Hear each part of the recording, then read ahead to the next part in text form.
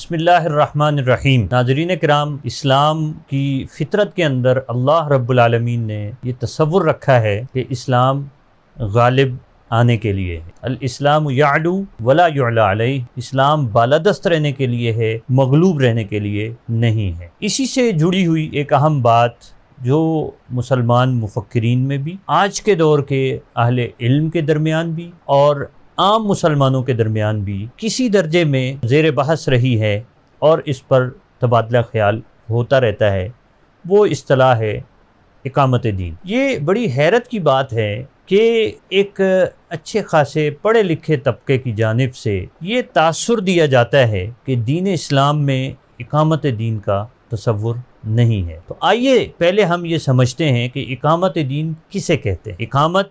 قائم کرنے کو کہتے ہیں، اور دین کا تصور بالکل واضح ہے، وہ نظام حیات جو اللہ رب العالمین نے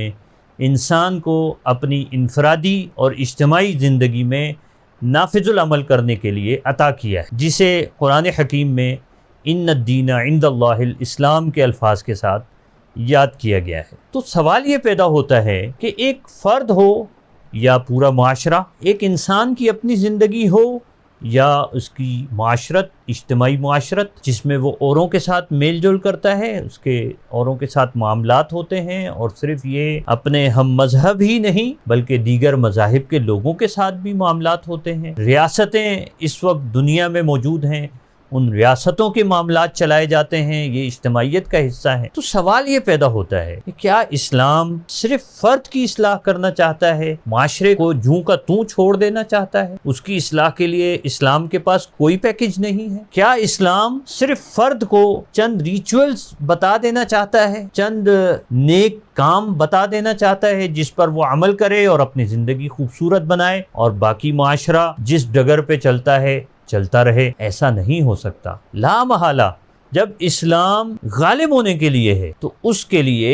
ضرور مسلمانوں پر لازم کیا جائے گا کہ وہ اس نظام کو جس کو انہوں نے بصر و چشم قبول کیا اور اختیار کیا ہے، اس کو اب پوری دنیا کے اندر رائج کرنے کی فکر کریں، اس کو بالادست نظام کے طور پر منوانے کی کوشش کریں، تگودو کریں، جد و جہد کریں، اس کے لیے اپنی جان، اپنا مال، اپنا وقت، اپنی توانائیاں، اپنا سب کچھ کھپائیں،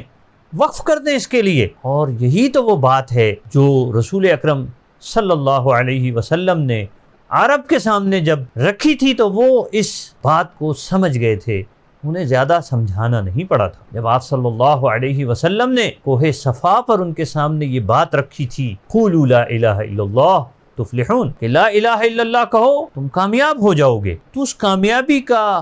معیار کیا تھا، کرائٹیریا کیا تھا، اس کے مظاہر کیا تھے؟ اس کامیابی کے مظاہر میں یہ بات شامل تھی جو ان کو بتائی گئی تھی، تملکون بها العرب وتدین لکم بها العجم، اس کلمہ کو اگر تم اختیار کرتے ہو اپنی زندگیوں میں اور اس کے مطابق اپنی معاشرت، اپنی تہذیب، اپنا تمدن، اپنی سیاست، اپنی ریاست، اپنی تعلیم، اپنی معیشت، غرض یہ کہ زندگی کا ہر شعبہ اس کے مطابق اگر تم استوار کرنے میں کامیاب ہو جاتے ہو تو یہ باقی دنیا کے لیے اس بات کی علامت ہوگی اور پیغام ہوگا کہ اب آپ لوگ بالادست رہیں گے اس دین کے ساتھ، اس کلمے کے ساتھ، اور باقی آپ کے ماتحت ہو کر رہیں گے، سرنگوں ہو کر رہیں گے، چاہے وہ عرب ہوں یا عجم ہوں۔ تو عربوں کے سامنے تو اتنی سی بات رکھی تھی تو انہیں تو سارا جو مستقبل کا منظرنامہ تھا وہ سمجھ آ گیا تھا، اور ہمارا حال یہ ہے کہ قرآن حکیم واضح الفاظ کے اندر یہ کہہ رہا ہے کہ تمام انبیاء کرام علیہ الصلوۃ والسلام کا مشن ہی یہی تھا، وہ آئے ہی اس مقصد کے لیے تھے۔ جیسے سورہ شورى میں اللہ رب العالمین نے فرمایا ان اقیموا الدین ولا تتفرقوا فیہ، اس سے پہلے حضرت نوح علیہ السلام کا تذکرہ کیا گیا، حضرت موسیٰ علیہ السلام کا تذکرہ کیا گیا، حضرت عیسیٰ علیہ السلام کا تذکرہ کیا گیا، اور جناب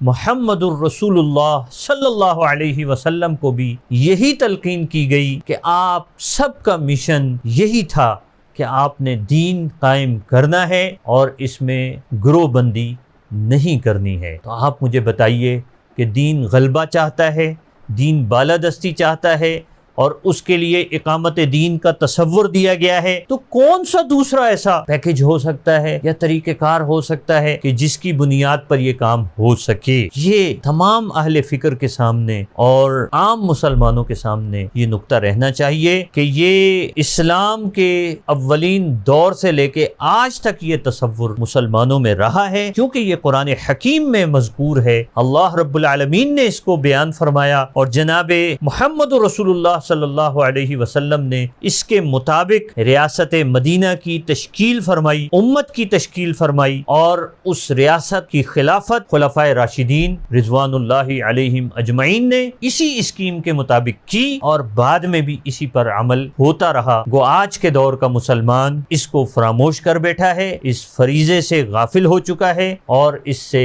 غفلت کے نتیجے میں مسلمان اس فرض کے بارے میں یہ کہہ کر اپنی جان چھڑانا چاہتا ہے کہ اسلام میں اس کا تصور نہیں ہے، حالانکہ جو بات قرآن حکیم سے ثابت ہو، جو بات سیرت طیبہ سے ثابت ہو، جو بات اسلامی تاریخ سے ثابت ہو، اس کو جھٹلانے کی کوئی صورت نہیں ہو سکتی۔ مسلمانوں کو اس تصور پر آنا ہوگا تاکہ اسلام کے غلبے کی راہ ہموار ہو۔ اللہ تعالی مسلمانوں کو اس کی سمجھ عطا فرمائے۔